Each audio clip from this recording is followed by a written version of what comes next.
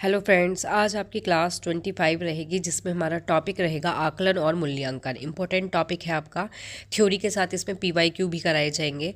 आपका टारगेट मान के चलो, आपका 130 टारगेट के हिसाब से अगर आप पढ़ोगे तभी आप एग्ज़ाम में क्लियर कर पाओगे, पास कर पाओगे और अच्छा स्कोर भी ला पाओगे। नाउ स्टार्ट करते हैं आज की क्लास को। सबसे पहले हेडिंग आती है हमारी आकलन और मूल्यांकन। ठीक है, तो इसमें हम सबसे पहले पढ़ेंगे आकलन के बारे में, जिसको हम असेसमेंट भी कहते हैं। तो असेसमेंट की फर्स्ट हेडिंग आती है हमारी असेसमेंट की परिभाषा। ठीक है, जिसमें आता है कि आकलन वह प्रक्रिया है जिसमें टीचर, कोई भी एक शिक्षक है, टीचर है, बच्चों की सीखने की प्रगति, दक्षता, समझ, व्यवहार का निरंतर निरीक्षण, जानकारी संग्रह और विश्लेषण करता है। इट मीन्स असेसमेंट आपका ऐसा प्रोसेस होता है जिसमें क्लास के अंदर या कहीं पे भी कोई टीचर जो है वो बच्चे के सीखने की जो गति होती है, उसकी समझ, व्यवहार, उसको कंटिन्यू क्या करता रहता है, निरीक्षण करता रहता है और जानकारी को क्या करता है, संग्रह करता है और फिर उसके बाद क्या करता है, विश्लेषण करता है। यही आपका असेसमेंट आकलन कहलाता है। क्लियर हो गया आकलन क्या होता है? कोई भी अगर डाउट हो आपको टॉपिक से रिलेटेड, कमेंट बॉक्स में लिखना, आपकी प्रॉब्लम को सॉल्व किया जाएगा। ठीक है, उसके बाद आता है आपका, बहुत इजी शब्दों में है, इजी लैंग्वेज में है, अगर आपको वो भी नहीं समझ आता हो तो आसान शब्दों में हमारा रहेगा कि आकलन इजिकल टू जो होता है, बच्चा क्या सीख रहा है, कैसे सीख रहा है और कहाँ सहायता उसको चाहिए। ये सीखने को बेहतर बनाने की एक निरंतर प्रक्रिया होती है। तो क्लियर हो गया आकलन कि आकलन बच्चा क्या सीखता है, कैसे सीखता है, कहाँ सहायता उसको ज़रूरत है, कहाँ उसको नीड है किसी चीज़ की। तो यही आपका आकलन कहलाता है। उसके बाद नेक्स्ट हेडिंग आती है कि जो आकलन होता है उसके उद्देश्य, कि इसके उद्देश्य क्या हैं। फर्स्ट आता है सीखने की कमी को पहचानना, कि आकलन असेसमेंट का उद्देश्य आपका यही है कि अगर कोई बच्चा कोई चीज़ सीख रहा है तो सीखने में कमी क्या है, उस चीज़ को क्या करना है, पहचानना है। ठीक है, सेकंड पॉइंट आता है आपका बच्चे के विकास को समझना। बच्चे का जो डेवलपमेंट हो रहा है, जो विकास हो रहा है, उसको सबसे पहले क्या होता है, समझना होता है। ठीक है, नेक्स्ट चीज़ आता है व्यक्तिगत सीखने की रणनीति बनाना। देन उसके बाद क्या होता है कि रणनीति बनाई जाती है। और लास्ट आता है शिक्षण पद्धति सुधारना। उसके बाद आता है जो शिक्षण पद्धति है उसको सुधारो, कि कहाँ हम मिस्टेक कर रहे हैं, कि बच्चे का विकास नहीं हो पा रहा है, बच्चा सीखने में कमी महसूस कर रहा है। ठीक है, तो हमारा क्या होता है, उद्देश्य यही है कि सीखने की कमी को पहचानो, विकास को समझो, रणनीति बनाओ और शिक्षण पद्धति को सुधारना। यह है आकलन का उद्देश्य आपका। ठीक है, नेक्स्ट हेडिंग आती है इसी में आपका आकलन के उपकरण। तो मौखिक प्रश्नोत्तर, ठीक है, ये इसका क्या है, एक उपकरण होता है।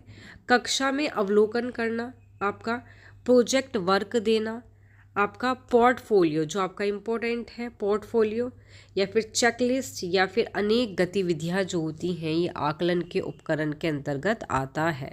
ठीक है, पोर्टफोलियो में आपका यही है कि जो छात्र के काम होते हैं, लाइक जैसे निबंध हो गया, ठीक है, लाइक इसमें हो गया प्रोजेक्ट हो गया आपका, ये सारी चीज़ आ रही है, प्रोजेक्ट वर्क आ रहा है, ये सारी चीज़ें।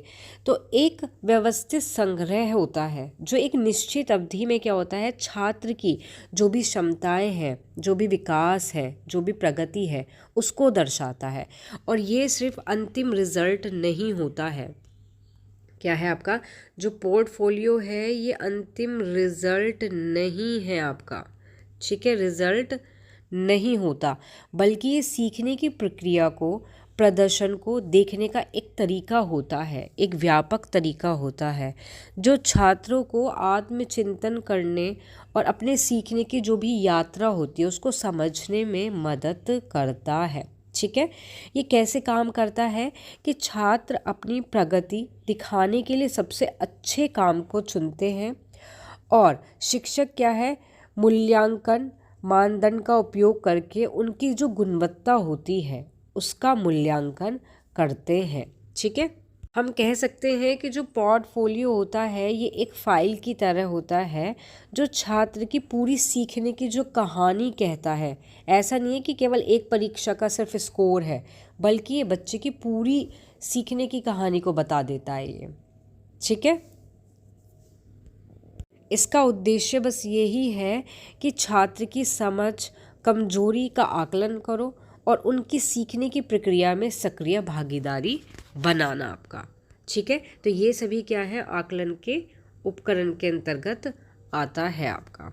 ओके, उसके बाद आता है आपका आकलन के प्रकार, टाइप्स ऑफ आकलन, असेसमेंट, जिसमें हमारा फर्स्ट आता है, फर्स्ट इज है हमारा रचनात्मक आकलन, जिसको हम फॉर्मेटिव असेसमेंट भी कहते हैं। इम्पोर्टेंट है ये आपका। ठीक है, तो रचनात्मक आकलन क्या होता है? रचनात्मक आकलन वो आकलन है जिसमें सीखने की प्रक्रिया के दौरान किया जाता है। मीन्स रचनात्मक आकलन वो आकलन है जो सीखने की प्रक्रिया के दौरान किया जाता है। इसका उद्देश्य है कि विद्यार्थी को लगातार फीडबैक दो, उनकी सीख को सुधारो और सीखने में सहायता करना उनकी। ठीक है, और ये आकलन सीखते समय होता है ताकि बच्चा सीखते सीखते उसमें क्या कर सके, सुधार कर सके। सीखते समय होता है आपका फॉर्मेटिव असेसमेंट, रचनात्मक आकलन, ताकि बच्चा क्या है, सीखते सीखते ही उसमें सुधार कर सके। और विद्यार्थी को लगातार इसमें क्या दिया जाता है, फीडबैक दिया जाता है। क्लियर इज कि रचनात्मक आकलन क्या होता है, सीखने की प्रक्रिया के जो दौरान होता है। बस आपको ये याद रखना है यहाँ पे। ओके, उसके बाद आता है इसमें इसके उद्देश्य क्या हैं। जो रचनात्मक आकलन है इसके उद्देश्य क्या हैं आपके, कि त्रुटि को तुरंत पहचानना। सेकंड, सुधार के अवसर देना। थर्ड, सीखने की रणनीति बदलना। और लास्ट, शिक्षक को समझ मिलना कि बच्चा कहाँ अटक रहा है।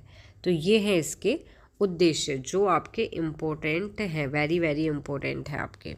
ठीक है, उसके बाद हेडिंग आती है इसकी विशेषता, कि जो रचनात्मक आकलन होता है इसकी क्या विशेषता होती है। फर्स्ट पॉइंट आता है निरंतर चलता रहता है। जो आपका रचनात्मक फॉर्मेटिव असेसमेंट जो होता है आपका, ये निरंतर कंटिन्यू चलता है। सेकंड आती है कक्षा में ही किया जाता है ये। थर्ड आता है अंक कम, फीडबैक अधिक महत्व रखता है। इसमें नंबर महत्व इम्पोर्टेंस नहीं रखते इसमें, जबकि फीडबैक जो होता है वो अधिक महत्व रखता है। नेक्स्ट इज गतिविधि आधारित आकलन किया जाता है इसमें। ठीक है, नेक्स्ट आता है इसका उदाहरण, एग्जाम्पल से समझो आप।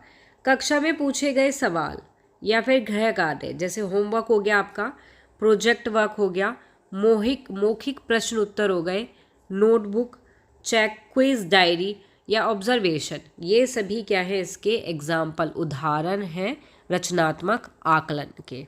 ठीक है, नेक्स्ट इज आता है कि रचनात्मक शब्द इसलिए है क्योंकि यह बच्चे की सीख को रचना, बुल्ट करता है। ठीक है, सुधार करता है, सीखने को बेहतर बनाता है।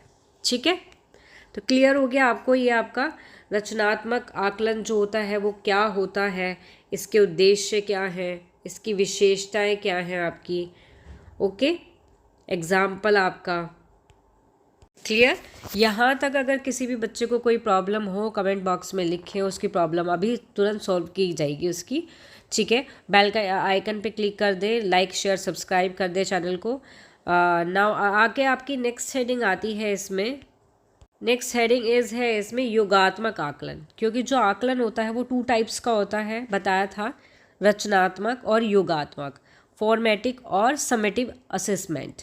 ठीक है, जिसमें इसकी परिभाषा आती है कि योगात्मक आकलन वह आकलन है जो सीखने की प्रक्रिया समाप्त होने के बाद किया जाता है। दोनों में डिफरेंसेस क्या है कि फॉर्मेटिव निरंतर कंटिन्यू चलता रहता है, समेटिव जो आपका योगात्मक आकलन है ये आपका क्या है, सीखने की प्रक्रिया के समाप्त होने के बाद किया जाता है। ठीक है, इसका उद्देश्य है छात्र के सीखने का जो रिजल्ट है, परिणाम को मापता है, जो स्कोर होता है उसका, जो रिजल्ट आता है, अचीवमेंट कहते हैं जिसको, उसको मापता है। ठीक है, मीन्स कि ये जो आकलन है ये सीखने के अंत में होता है ताकि परिणाम बताना क्या है, संभव हो सके। आपने देखा होगा आपके essay 1 essay 2 होते हैं ना, तो ये आपके युगात्मक आकलन ही कहलाते हैं। मीन्स आपका FA1 होता है, FA2 होता है, फिर essay 1 होता है। ठीक है, तो ये होते हैं, ये आपके कंटिन्यू चलते रहते हैं ना, और ये होता है आपका समापन में। कहीं कहीं स्कूल में क्या होता है, सिर्फ FA1 हुआ आपका, essay 1 हो गया, FA2 हुआ और फिर essay 2 हो गया। ठीक है, स्कूल पे डिपेंड करता है वो किस तरीके से रचनात्मक आकलन कर रहे हैं। ठीक है, उसके बाद आता है इसका उद्देश्य। इसका उद्देश्य है आपका छात्र ने कितना सीखा ये पता करना, अंक आधारित मूल्यांकन होता है ये, प्रमोशन, रैंकिंग और ग्रेडिंग से रिलेटेड होता है ये। ठीक है, नेक्स्ट इज आता है योगात्मक आकलन। क्लियर हुआ? अब आती है योगात्मक आकलन की विशेषता। इसकी मुख्य विशेषताएं होती हैं कि समय, ये क्या होता है आपका, समय सीमा के बाद होता है। सेकंड, अंक और ग्रेड्स केंद्र होते हैं इसमें, सेंट्रल में क्या रखा जाता है, इसमें अंकों को रखा जाता है। नेक्स्ट, अंतिम परीक्षाएं होती हैं ये। नेक्स्ट, तुलना और चयन का आधार होता है। इसकी ये मुख्य विशेषताएं हैं, किसकी, योगात्मक आकलन की आपकी। इसका एग्जाम्पल है आपका अर्धवार्षिक परीक्षा, वार्षिक परीक्षा, टर्म एंड टेस्ट, बोर्ड परीक्षा या यूनिट टेस्ट। आपको बताया था ना, जैसे मैंने essay 1 essay 2 होते हैं, अर्धवार्षिक होते हैं, और ये फिर वार्षिक परीक्षाएं होती है।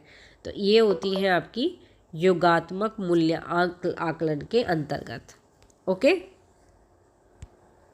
सीटेट कॉन्सेप्ट के लिए आपको ध्यान रखना है कि जो आपका फॉर्मेटिव असेसमेंट, फॉर्मेटिव क्या होता है, सुधार करना, और समेटिव क्या होता है आपका, निष्कर्ष निकालना। ठीक है, सीटेट और यूपीटेट में याद रखने का सबसे आसान तरीका है आपका FA से मतलब फीडबैक और essay का मतलब स्कोर। ठीक है, इस तरीके से आप याद कर सकते हो। ये याद करने की क्या है आपकी ट्रिक है। क्या आप FA को क्या कहोगे, फीडबैक हो गया, और essay हो गया आपका स्कोर। ये याद करने का सबसे बेहतरीन तरीका है। कंफ्यूज हो जाते हैं बहुत से बच्चे, essay को FA को essay समझ के मतलब कर देते हैं बाय मिस्टेक, ऑप्शंस में गलती कर देते हैं, तो ये गलती आपसे नहीं होगी। ठीक है, नेक्स्ट हेडिंग आती है आपकी शिक्षण में महत्व।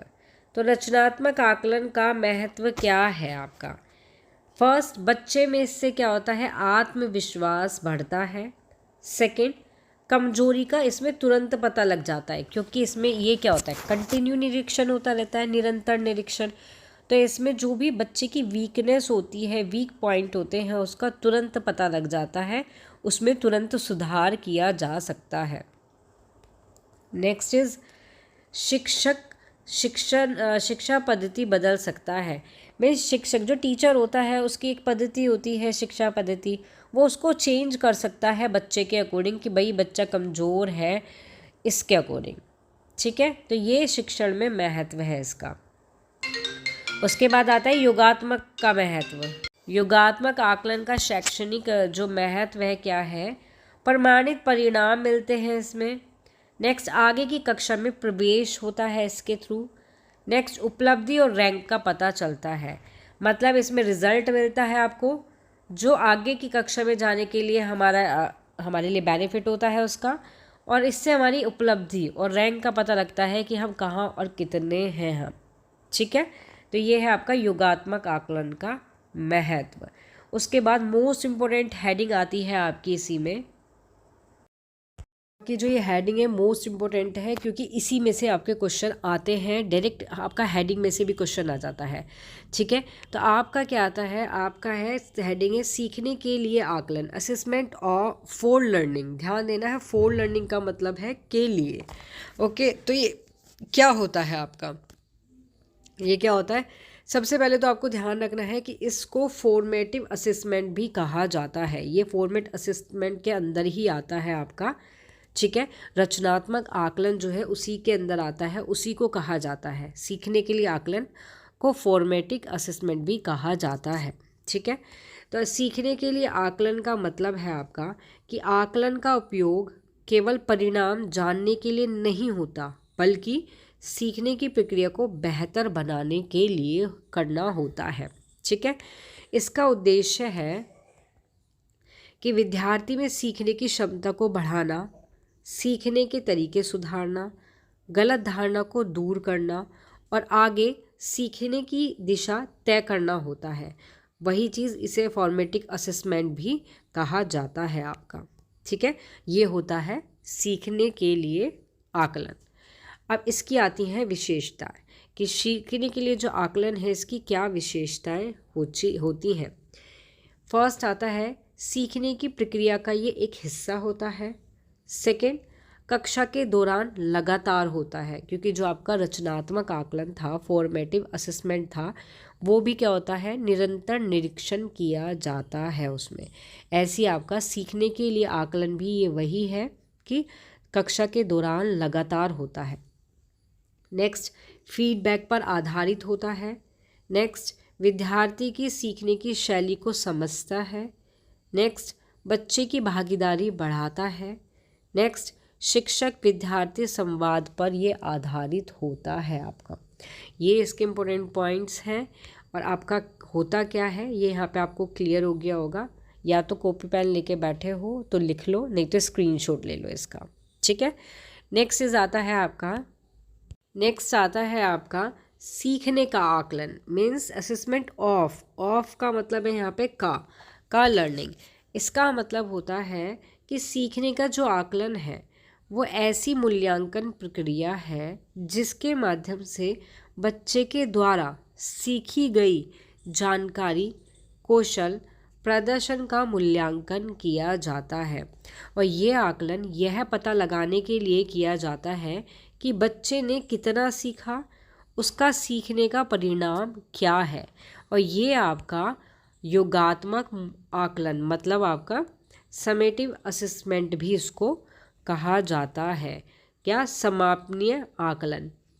आपका जो सीखने के लिए आकलन है वो आपका फॉर्मेटिव असेसमेंट कहलाता है, और आपका जो सीखने का असेसमेंट ऑफ लर्निंग है ये आपका समेटिव असेसमेंट कहा जाता है इसको। ठीक है, इसी के अंतर्गत आता है ये। इसकी विशेषता है आपकी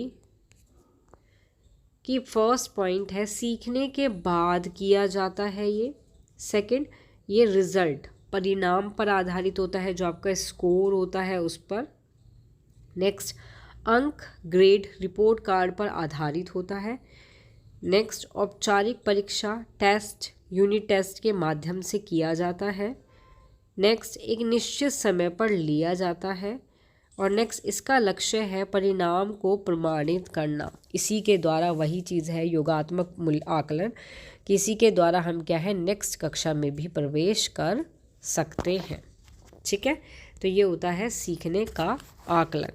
नेक्स्ट इज हेडिंग आती है, नेक्स्ट आता है सीखने के रूप में आकलन, असेसमेंट एज लर्निंग।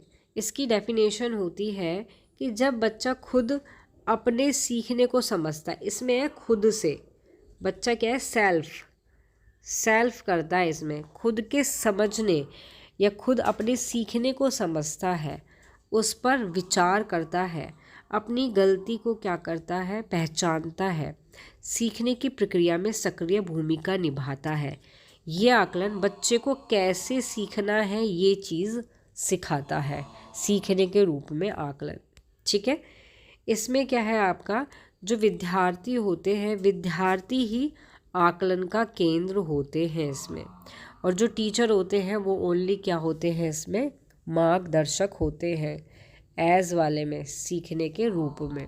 ठीक है, इसकी विशेषताएं हैं, विशेषता आती है इसकी कि बच्चा खुद अपने सीखने का मूल्यांकन करता है। सेकंड, आत्मचिंतन सेल्फ रिफ्लेक्शन। नेक्स्ट, लक्ष्य तय करता है। नेक्स्ट, अपनी गलती को पहचानता है। नेक्स्ट, साथ ही विद्यार्थी से सीखता है, उसके जो मित्र होते हैं, फ्रेंड्स होते हैं, उनसे सीखता है। नेक्स्ट, सीखने की शैली को समझता है। नेक्स्ट, आत्म अनुशासन और जिम्मेदारी। कहने का मतलब यही है कि इसमें बच्चा सारी चीज़ें सेल्फ करता है, सीख भी खुद रहा है, लक्ष्य भी खुद तय कर रहा है, अपनी गलती को भी खुद पहचान रहा है। तो सारी चीज़ क्या होती है, सेल्फ होती है इसमें, ठीक है, सीखने के रूप में आकलन में। क्लियर। नेक्स्ट आता है आपका, नेक्स्ट चीज़ है सीखने में आकलन, मतलब असेसमेंट इन लर्निंग। कि सीखने में आकलन का अर्थ है कि जब आकलन मूल्यांकन को सीखने की प्रक्रिया के अंदर उपयोग किया जाता है, मतलब कि बच्चे के सीखते समय उसकी सीख की जांच करना और उसको सुधारना, ठीक है, तो ये होता है आपका सीखने में आकलन। नेक्स्ट चीज़, इसका उद्देश्य यही है कि परिणाम जानना नहीं होता कि रिजल्ट आ गया बच्चे का, हम उसको जान रहे हैं, नो, बल्कि सीखने को मार्गदर्शन देना और सीखने में मदद करना और गलतियों को तुरंत सुधारना, ये होता है सीखने में आकलन, ठीक है। नेक्स्ट चीज़ है इसकी विशेषताएं हैं, जिसमें फर्स्ट पॉइंट आता है सीखते समय किया जाता है, निरंतर चलता है, फीडबैक पर आधारित है। नेक्स्ट, शिक्षक और विद्यार्थी की सहभागिता होती है इसमें, सीखने की कठिनाई को पहचानता है, बच्चे की प्रगति को ट्रैक करता है और सीखने की गति और स्तर को क्या है, समझता है। तो ये है इसकी विशेषताएं। तो ये है आपका आकलन, ठीक है ना। यहाँ आपका जो टॉपिक है ये फिनिश होता है आकलन का। इससे रिलेटेड अब कुछ महत्वपूर्ण प्रश्न हैं कि इस थ्योरी में से किस तरीके के क्वेश्चन एग्ज़ाम में देखने को मिलते हैं। मूल्यांकन, एवोल्यूशन जो है वो नेक्स्ट क्लास में कराएंगे आपका, पार्ट 2 में इसका, ये पार्ट 1 था। तो फर्स्ट क्वेश्चन आता है हमारा, अगर मूल्यांकन भी इसी में कराएंगे तो क्लास बहुत लंबी हो जाएगी, एक एक टॉपिक को लेके चलेंगे, एक एक हेडिंग को लेके चलेंगे, तो आपको बहुत जल्दी अच्छे से क्लियर हो जाएगा। तो हमारा फर्स्ट क्वेश्चन आता है कि योगात्मक आकलन का दूसरा नाम क्या है। रचनात्मक आकलन, सीखने का आकलन, अधिगम का आकलन या फिर आंतरिक आकलन। करेक्ट आंसर क्या होगा बताइए।